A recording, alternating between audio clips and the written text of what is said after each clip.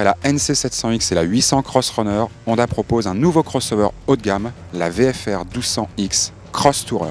Un crossover, c'est un peu comme un SUV dans l'univers automobile. C'est un look de baroudeur, des suspensions à grand débattement et une position de conduite surélevée, le tout afin de pouvoir s'évader de temps à autre dans les chemins. Mais naturellement, sa véritable vocation reste avant tout de tailler la route.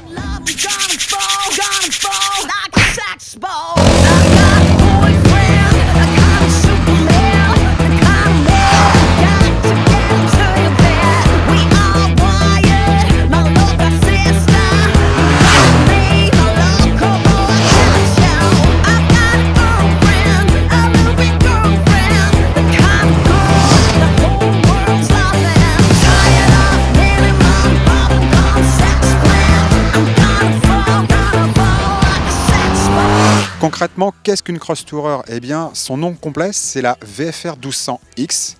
VFR 1200 puisque son moteur et son châssis sont issus de la VFR. Donc c'est un moteur, un 4 cylindres en V, 16 soupapes à refroidissement liquide. Dans sa version routière sur la VFR, il développe 173 chevaux.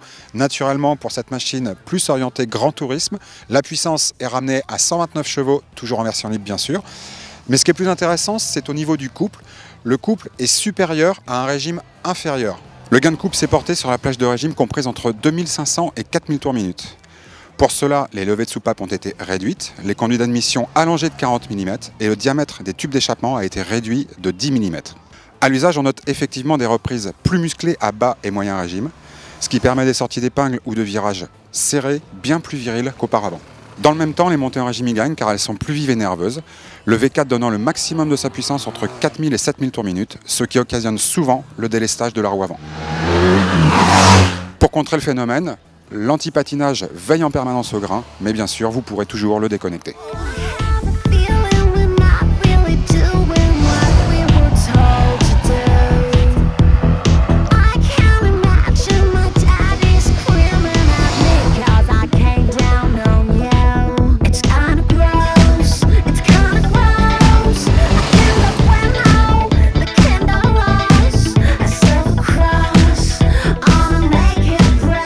Et puis cette mécanique est donc disposée dans un cadre identique à celui de la VFR 1200. Comme vous pouvez le constater, évidemment, l'habillage est entièrement spécifique, ainsi que les suspensions. On a du grand débattement à l'avant ainsi qu'à l'arrière. On a également, et c'est une première chez Honda, des jantes à rayons croisés, ce qui permet d'adopter des pneus tubeless sans chambre à air. Des jantes à rayons, ce qui permet aussi de mieux absorber les chocs. Enfin, on dispose de protège-mains, d'une bulle réglable en hauteur sur 2 positions. Malheureusement, il faut sortir la clé BTR pour régler la bulle. C'est un petit peu dommage sur une machine de ce tarif. Enfin, toujours en option, un set de valises et de top case, une très grande contenance. On va pouvoir sans problème loger casque intégral, un deuxième casque intégral éventuellement et aussi pas mal d'effets personnels. Enfin, et c'est une nouveauté, elle inaugure la transmission à double embrayage dans sa version 2, une version qui est plus intelligente. Le fonctionnement reste identique à la précédente version, à savoir qu'on dispose toujours de 3 modes de fonctionnement distincts, 2 modes automatiques, Drive, Sport, ainsi qu'un mode manuel où là vous allez pouvoir sélectionner vous-même le choix des rapports par des palettes au guidon. Là où le système est plus intelligent, c'est que lorsqu'on est en mode drive par exemple, il va s'adapter à votre façon de conduire. Ainsi, si vous roulez sur un filet de gaz, les rapports vont monter très rapidement et très bas dans les tours.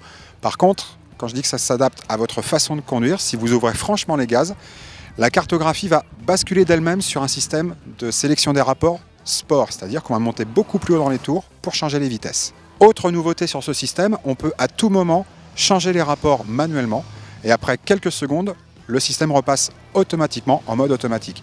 Donc là, c'est par exemple très sympathique quand vous arrivez sur une épingle, sur un virage. Vous voulez avoir du frein moteur, vous êtes en mode drive, admettons en 5e ou en 6e. Vous voulez du frein moteur, vous descendez les rapports avec la palette située au guidon gauche. Vous prenez votre courbe, vous accélérez et la moto repasse automatiquement en mode drive. On retrouve donc systématiquement le mode préalablement choisi de fonctionnement. Concernant la position de conduite sur la Cross Tourer, pas de surprise, on est dans le domaine du maxi trail, ça sous-entend une position de conduite naturelle, mais surtout en hauteur, donc plus sécurisante, on distingue mieux ce qui se passe dans la circulation. En revanche, cette position de conduite en hauteur implique évidemment une hauteur de selle conséquente, en l'occurrence ici 850 mm, ce qui combiné au poids de la moto, je vous le rappelle 275 kg avec les pleins, va rendre les manœuvres à basse vitesse un peu délicates. Heureusement, le rayon de braquage est très bon, au point qu'on peut faire des demi-tours sur les petites départementales sans poser les pieds au sol.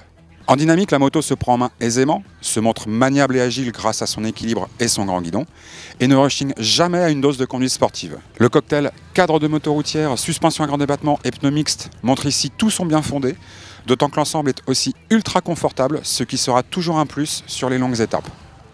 Enfin, pour tempérer la cross tourer entre deux courbes, le freinage intégral couplé à l'ABS se montre lui aussi toujours aussi royal, offrant un très bon feeling et une puissance toujours largement suffisante. Mais comme beaucoup de systèmes anti-blocage, il peut parfois se révéler déroutant en se déclenchant inopinément suite au passage d'une bosse par exemple.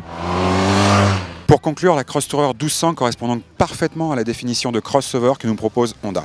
Honda nous la présente comme un trail routier, sportif, et en effet, la Cross Tourer cumule ces trois qualités, la principale étant bien sûr d'être une routière infatigable. Ce, malgré une protection quelque peu perfectible au niveau des jambes et du buste. Malgré cela, elle reste très confortable, facile à utiliser, polyvalente et efficace, tandis que sa consommation moyenne lui permettra de dépasser aisément les 300 km d'autonomie.